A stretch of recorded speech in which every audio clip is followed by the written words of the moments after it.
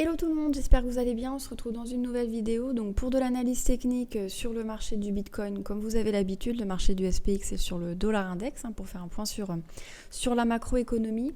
Et on ira également en fin de vidéo faire un point un petit peu sur les dernières news qu'il y a eu, notamment face aux craintes qu'il y a vis-à-vis de l'univers et de l'écosystème des crypto-monnaies. On voit qu'il y a pas mal de choses qui se passent et donc on fera un petit point déjà là-dessus et voir un peu en quoi ça peut affecter le marché et peut-être que ça peut donner aussi des idées de direction, bien sûr. Alors ça reste que des idées potentielles, mais ça donne quand même des indications sur la psychologie du marché et on le sait, la psychologie du marché est un élément fondamental pour essayer de se positionner ou non sur les marchés et d'avoir un peu une idée, est-ce qu'on ira au nord ou au sud. Donc voilà, on ira faire ça, faire un point là-dessus en fin de vidéo.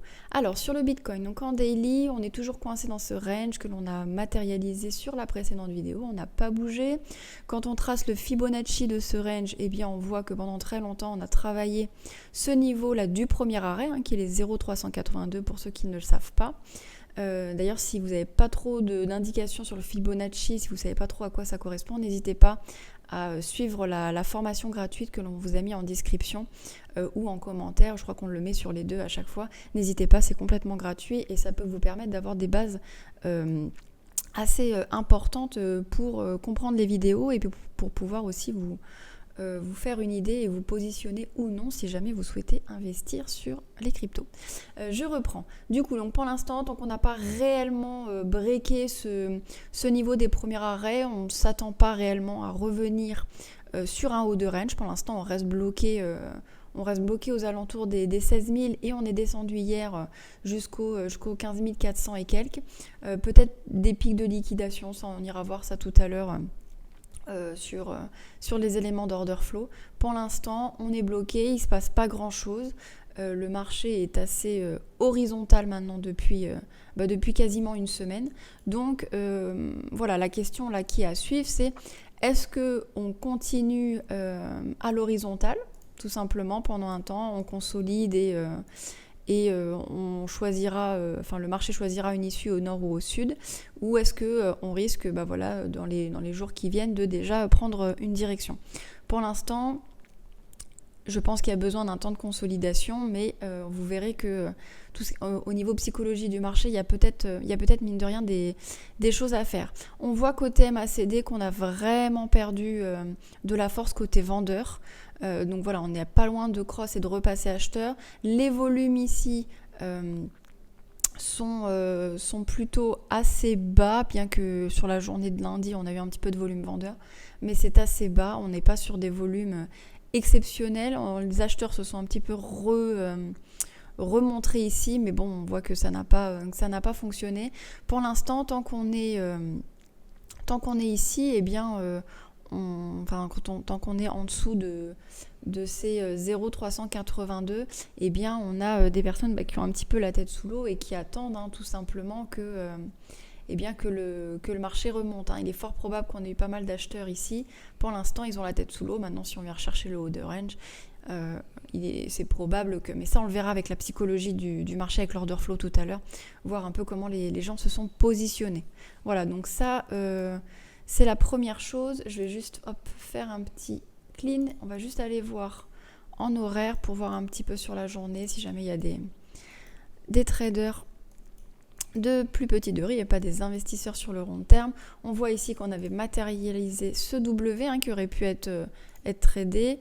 Si on prend la mèche, je pense que c'était un trade qui était possible. Voilà. Ouais, on voit concrètement qu'on est largement venu chercher ces niveaux de Fibonacci, notamment le 1,618, là, qui a un ratio doré. Donc voilà, ça c'était un trade possible. Là, pour l'instant, depuis aujourd'hui, pas grand-chose qui se passe. Si on met Ishimoku, on est au-dessus du nuage pour l'instant. Il est probable qu'on revienne chercher la Tenkan. Ça, c'est fort probable qu'on revienne chercher la Tenkan. Peut-être chercher la Kijun, ça me paraît un peu plus bas, mais pourquoi pas, on reste sur de l'horaire, hein, donc on a pas mal de mouvements qui peuvent se passer, mais là concrètement, on est sur un point où on attend d'avoir des informations. Là, si vous êtes trader avec Ichimoku pour l'instant, il n'y a pas grand-chose à faire, il faut attendre qu'on ait des signaux qui se matérialisent. Côté order flow, alors là je me suis mis en horaire hein, comme d'habitude pour avoir un peu de détails.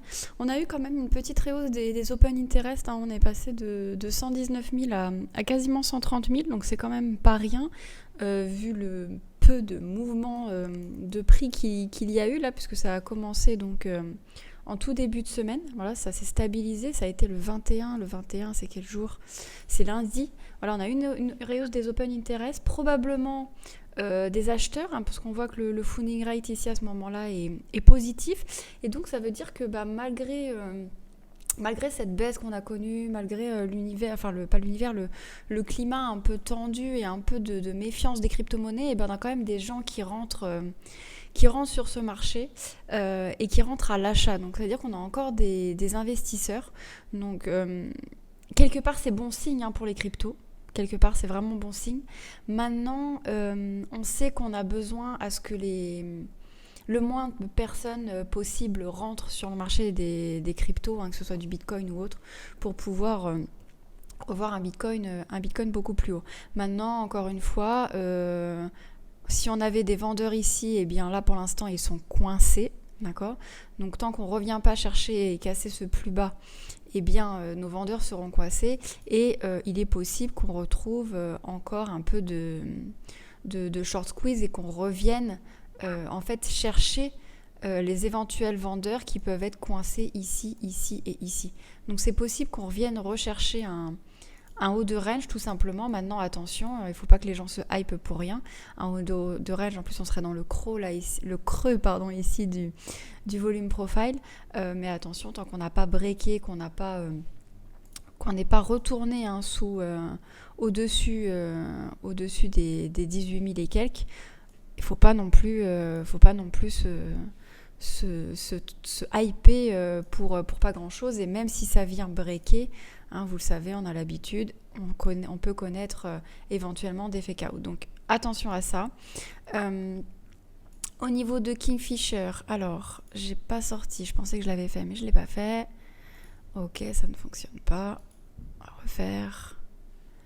Alors sur Kingfisher, bon ça ne veut pas. Ça ne veut pas. Bitfinex, Bybit, ok, on va aller voir Bybit. On va remove ça.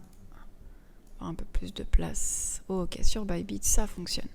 Ok, donc quand on regarde, on a énormément de pics de liquidation au plus bas. Hein, vraiment énormément. Et un petit peu plus haut, aux 19 000, mais concrètement, on a vraiment des liquidations d'acheteurs hein, du coup, puisque ça c'est pour des personnes qui seraient rentrées à l'achat, donc rentrées en longue, donc ça correspond et ça colle avec ce que je vous disais hein, sur l'order flow. Maintenant c'est quelque chose que je voulais voir, donc ça c'est pour le minage, hop je peux remasquer. Pour regarder, en fait ce qui est intéressant quand on a des mouvements comme ça, c'est de voir un peu par le passé eh bien ce qui s'est fait. Voilà, c'est vraiment des moments qui sont importants. Donc voilà, ici là, 2017-2018, en fait, on a reconnu un petit pic ici, voilà, sur 2019-2020, mais on n'est pas à l'ATH qu'avait connu le Bitcoin. Et ce qui est intéressant de voir, c'est que, eh bien, on a un peu les mêmes similitudes sur ce graphique. On voit qu'on a eu un ATH, on a eu la bulle ici avec un second pic, et ensuite on s'est un petit peu écrasé. On a même eu des structures assez intéressantes quand même qui se sont formées. On n'était pas loin de valider le W ici, mais on ne l'a pas validé. On avait pas mal de personnes qui rentraient sur ce marché, et on voit qu'à chaque fois on est venu un peu s'effondrer, et on a eu pas mal d'horizontalité. On le voit bien Si on reprend, hop, à partir de là, on commence vraiment à avoir une horizontalité. On commence à avoir un marché qui bouge plus, hein. On a un ATH quasiment aux 20 000 dollars et là on est de retour aux 5-6 000 dollars. Donc les gens ont perdu espoir, hein. Ça a quand même duré, si on prend à partir, bon allez, à partir de là, de mars 2018 et avant que ça se réeffondre jusqu'à novembre 2018, donc toute l'année. Et ici, là, cette descente-là, elle a fait très très mal. Elle a fait très mal psychologiquement, je parle, parce que déjà, il ne s'est rien passé de septembre à novembre. Je ne sais pas si vous voyez, mais on a tourné entre 6 000 et 6 700 dollars. La volatilité du Bitcoin, c'était de 700 dollars. Donc, c'était vraiment inintéressant.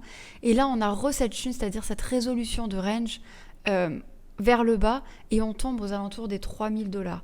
Donc, on est passé d'un Bitcoin à 20 000 dollars, de 20 000 dollars à 3 000 dollars. Donc, on a eu 80-85% de correction, en fait. Et concrètement, ça a été assez dur pour les acteurs à ce moment-là.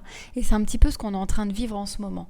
En plus, ça en est suivi une longue période horizontale où il ne s'est rien passé à part bouger entre 3002 et 3400 dollars. Ensuite, on a eu un petit repump, mais on n'a pas eu toute la force du monde, etc. On n'a pas refait un nouvel ATH. Et ensuite, on a recommencé à revoir le Bitcoin, revenir chercher ces 3 000 dollars, ces 4 000 dollars, avec ici une grosse chute ici à la période Covid, qui a vraiment qui a fait mal, encore une fois, psychologiquement, avant de connaître, un an plus tard, le gros bull run que l'on connaît un peu plus si vous êtes récent dans les crypto-monnaies. Alors pourquoi je dis ça ? Parce que c'est important de voir vraiment comment ça se passait, hein. Okay, comment ça se passait dans le passé sur le Bitcoin. C'est vraiment des choses importantes. Et ce qu'on peut regarder aussi, c'est à chaque fois la correction que prend le Bitcoin. Et ce qui est intéressant, c'est qu'à chaque fois, le Bitcoin, il fait une correction d'à peu près 80-85%. Il a fait ça ici en 2013, en 2014. Donc ça, c'était son ATH du moment, hein. Là, ici, je ne sais pas ce que ça va donner. Je suis pas sûre que là ça donne autant. Ah si, même si, vous voyez, même quand je doute. À chaque fois, voilà, on a des corrections de 80%. Et si on regarde à aujourd'hui, hein, tout simplement, hein, hop, je vais remettre sur un graphique que vous connaissez un petit peu plus. Voilà. Tac, tac. Hop là. Voilà, ça c'est le graphique plus récent. Si jamais vous êtes rentré dans les cryptos il n'y a pas longtemps. Là, actuellement, on est à 76%. Si on part sur les 85%, 80-85%, on pourrait revenir à ces niveaux de prix du Bitcoin. Et ce serait vraiment pas délirant. Vraiment pas délirant. Par contre, il faut se attendre à avoir un Bitcoin aux alentours des 10 000 dollars. Quand on regarde ici, concrètement, alors là, on est aux 11 000 dollars. On a d'énormes pics. Ça veut dire que on pourrait potentiellement revoir ce niveau-là sur Bitcoin. Moi, ça ne m'étonnerait absolument pas. Il faut savoir, on le verra après, hein, mais il faut que le marché fasse mal pour qu'on puisse revoir un Bitcoin très haut. C'est vraiment, en termes de psychologie du marché, c'est vraiment une base. Vous devez vraiment comprendre ça si vous êtes nouveau. On vous l'explique très bien dans la formation gratuite, encore une fois, donc n'hésitez pas à télécharger.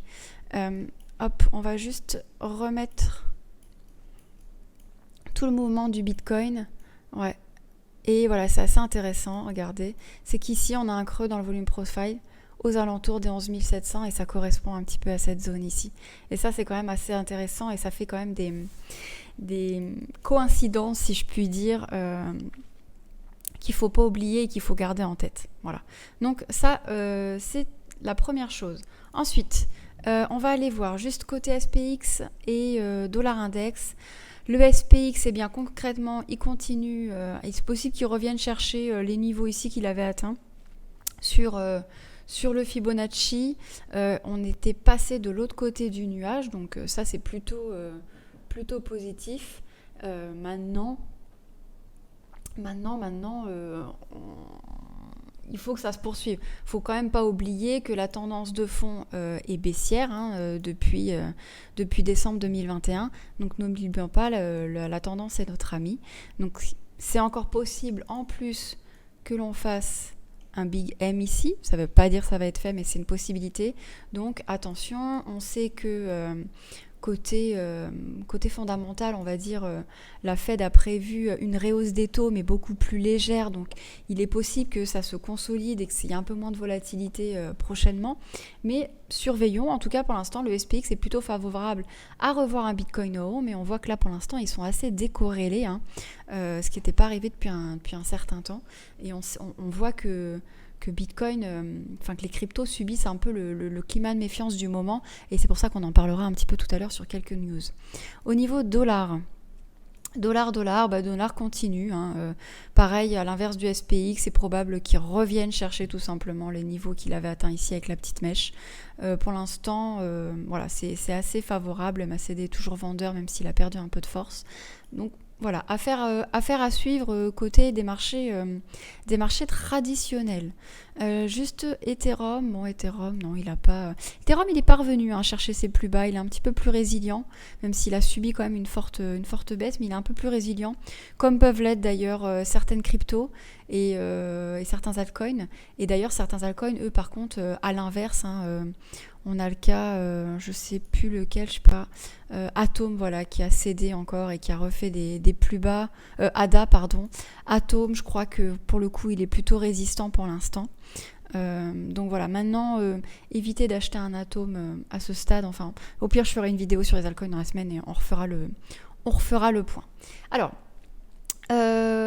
pourquoi je voulais vous parler de news. Alors moi je suis pas mal, un peu comme tout le monde, journal du coin, Cryptost, etc. pour voir un peu ce qui se dit. Et il y a des news un peu des deux côtés. Il y a l'affaire FTX. Personne n'a oublié cette affaire-là puisque c'est les news du moment. Cette affaire FTX, donc vous avez plein d'infos. En gros... Sam Bankman-Fried, je sais pas pourquoi je l'appelle Friedman, Bankman-Fried, pardon. Il est un peu dans la mouise. Il y a pas mal de news assez négatives sur lui, sur des propos qu'il aurait eu qui étaient un peu conventionnels et complètement orchestrés.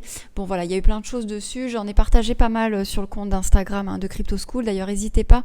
Je mets tous les jours un petit peu les news un peu à savoir sur le compte. Voilà, ça, parce que j'ai pas toujours le temps de faire une vidéo complète et puis parfois il n'y a pas toujours l'occasion et la quantité d'informations pour faire des vidéos là-dessus. Donc voilà, je partage sur Instagram. On a eu donc le cas donc, de FTX qui a eu son insolvabilité. On a eu, je ne sais pas si vous en avez entendu parler, je crois que je ne l'ai pas là, mais tout ce qui est autour de Grayscale. Alors, peut-être que je crois que c'était cette semaine. C'était cette semaine, il me semble que j'avais vu ça et que je l'avais partagé sur Insta. D'ailleurs, c'est aussi un indicateur que l'on met parfois ici. Il est où mon GBTC ? Ah, je l'ai pas. Je pensais que je l'avais enregistré. Hop, le GBTC. Tac. Ah oui, j'ai pas mis mon compte. Hop, c'est pas grave. On va virer ça. Je l'ai pas upgradé celui-là. J'ai mon compte perso qui est upgradé, mais pas celui-ci. Hop, je vais y arriver. GBTC. Tac. On va pas tout mettre parce que là vous avez tout. Hop, on va enlever cela. On va garder le GBTC classique. Voilà. GBTC, on peut s'en servir comme indicateur pour voir en gros les divergences, etc. Et très souvent, c'est un excellent indicateur. En gros, c'est un gros fonds d'investissement, le GBTC. Et en gros, ils ont été, comment dire, pas menacés, mais il y a eu des rumeurs sur le fait que, ils étaient aussi eux aussi insolvables, etc. Enfin, il y a eu toute une affaire dessus. Je sais plus où est-ce que c'était. Il faudrait que je retrouve, mais c'est pas vraiment ça le gros important. Mais en gros, voilà, il y a eu un manque de confiance autour de ce fonds d'investissement, et ça a commencé, ça a continué avec l'affaire FTX, pardon, sur le fait que voilà, les cryptos c'était pas si sûr, les cryptos, voilà, on vous l'avait bien dit, il pouvait y avoir du scam, il peut y avoir de l'arnaque, que c'est voué à mourir, et que c'est un fonds, c'est un investissement très dangereux, et en gros faut pas y aller. Moi-même, tiens, en personnel, j'avais eu ma conseillère en banque, et qui m'a dit ça nous donne, parce qu'elle sait que je suis dans la crypto bien sûr, et elle me dit ça nous donne du grain à moudre, entre guillemets, de l'eau à notre moulin, puisque les banques sont foncièrement contre, bien sûr, et elle me faisait un peu la leçon de morale. Bon, je l'ai écoutée de manière très polie, mais voilà, donc il y a eu quand même ce mouvement-là, et apparaît également tout l'inverse, c'est-à-dire que c'est un investissement pas sûr, c'est dangereux, etc. Mais on a pour autant de très gros groupes qui investissent dans le Bitcoin. Et ça, c'est plutôt bon signe. Donc là, c'est une société d'investissement britannique. Il y a JP Morgan, il me semble, je sais plus où est-ce que c'est. Voilà, donc le géant bancaire, JP Morgan, si jamais vous savez pas, tapez sur Google, vous allez très vite trouver des choses. C'est pareil, qui est en train de parler de se créer un portefeuille de crypto, en sachant que les propos de ce géant bancaire, c'était n'y allez pas, il y a quelques temps, n'y allez pas, c'est du scam, de toute façon ça va mourir, etc. Et puis là, changement un petit peu de position, et finalement, moi je vais y aller. Donc quand on a des géants comme ça qui investissent, c'est à surveiller, c'est à garder en tête, et ce n'est pas pour rien. Voilà, c'est vraiment pas pour rien. Et pour poursuivre, ça j'ai lu ça ce matin. Pour poursuivre, j'avais pas suivi Twitter depuis un petit moment, et en fait Binance a attaqué un petit peu Coinbase récemment, donc sur des tweets, je crois qu'ils le mettent, voilà. En gros, Coinbase vis-à-vis de l'affaire Grayscale a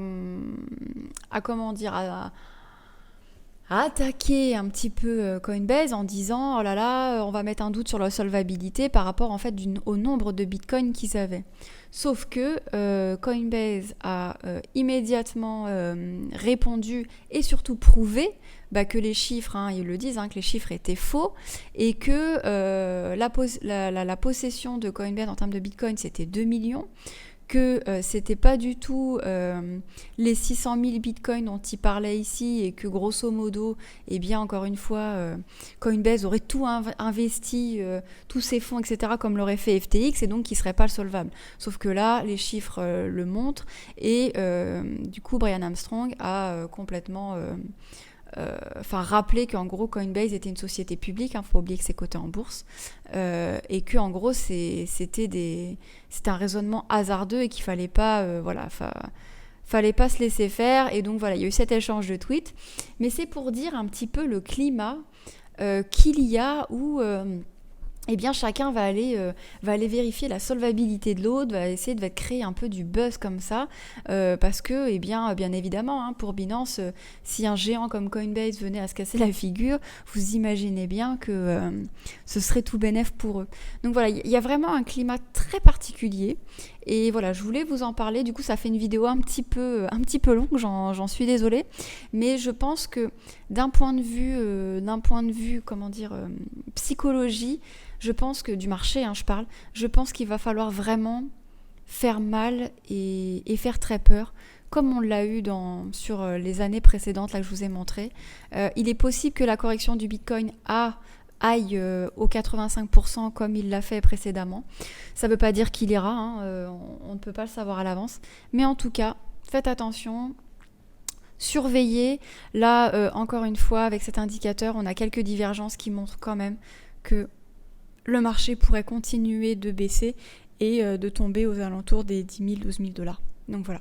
Donc faites attention à vous, prenez soin de vous, et je vous dis à très bientôt dans une prochaine vidéo. Ciao, ciao.